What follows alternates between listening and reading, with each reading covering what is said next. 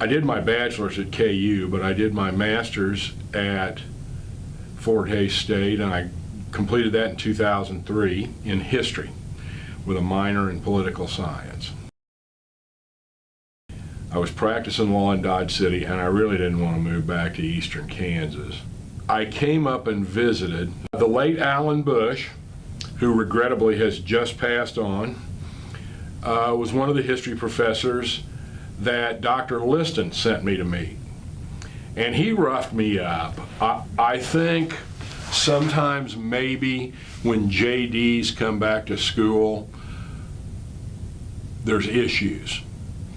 And he put on the Professor Dry as Dust Act. And he kind of put me off. Turned out to be one of the 2 or 3 best faculty members I've ever had as in higher education. And I just loved the guy. He worked me to death. He imparted an astonishing amount of information to me. I still have the notes from his classes. I took more than one class from him. And so I took graduate liberal studies from Dr. Faber. We had to read a book to practice critical thinking called Man's Search for Meaning by Viktor Frankl. And I expected that to be a great book.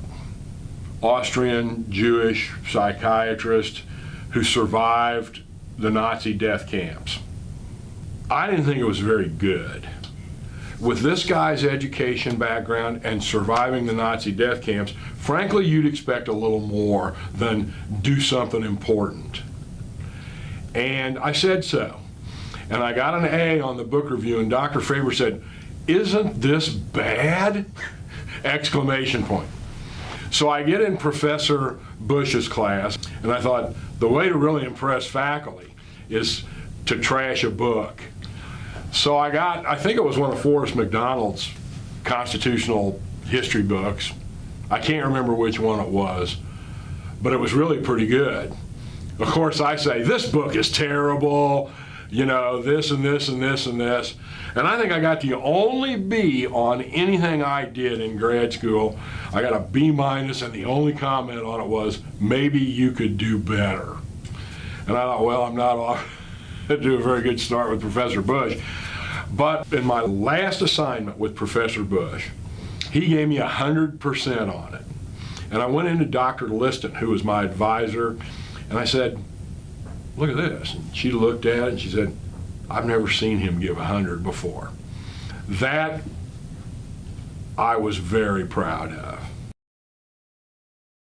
Every professor I took a class from here fascinated me in some way. And one of them was Ray Wilson, who did some things that really helped and advanced my career. And one of them was, I had written pretty good research papers as a student. And he directed me to write a paper about a case called the Osage murders down in the hills of Oklahoma. A bunch of guys got murdered on an Indian reservation. And I'd started to get a little lazy about drafts of research papers. And I turned one in that I thought was okay. And he never named me in the seminar class, but he went off about some of us who knew better and had not done quality work. I mean, he went off, and I knew exactly who he was talking about, and I was really embarrassed because I'm sitting here thinking, it's a draft. And he's doing his deal. I got that thing cleaned up, and it got published. I didn't think it would. He kept telling me, I think they'll publish it. I said, it's not that good. And he said, yeah, it's that good. It'll get published. And it was because of him that paper was publication quality. David Goodlett, who's become kind of a buddy of mine, I started getting my final semester here, all of these invitations to join academic fraternities and sororities. And, they're going into the circular file. I went over to Professor Goodlett the day after I'd gotten an invitation to join Phi Kappa Phi. Never heard of it. That's the Phi Beta Kappa for universities like Hayes. So I went over to Professor Goodlett and I said, you know, I'm getting all these resume building for 25 and 60 bucks, join this and be outstanding in your field and so on. Which resume building fraternities and honoraries are you being asked to invite? He knew what was coming. And I said, oh, Phi Kappa Phi or something like that. I got that the other day and threw it in the trash. And he goes, have you dumped your trash? And I said, no, why? And he goes, that is not resume building fluff. You want to join that one. And I said, what's the big deal? And he goes, well, that's like Phi Beta Kappa. So I went home and did some Google, and I thought, we'll start going through the trash, and it was still there, as you would expect in my house. But I owe Dr. Goodlett for that one. Ann Liston was terrific. Dr. Liston was a constant encouragement to me. And as pompous and loud as I sound here, I'm actually quite insecure about my intellect. Dr. Liston really went to work on that. And I'm going over to Wilson, I hope, on this trip to spend an hour with her. Well, I'm very proud of my Adam Smith donation to the university. Adam Smith was the seminal author of Capitalism and Free Enterprise, and I inherited from my mother's side of the family a 1793 complete edition of Adam Smith's Wealth of Nations. And it had come to Kansas, according to family oral history, in a covered wagon. It obviously had been deteriorating for years.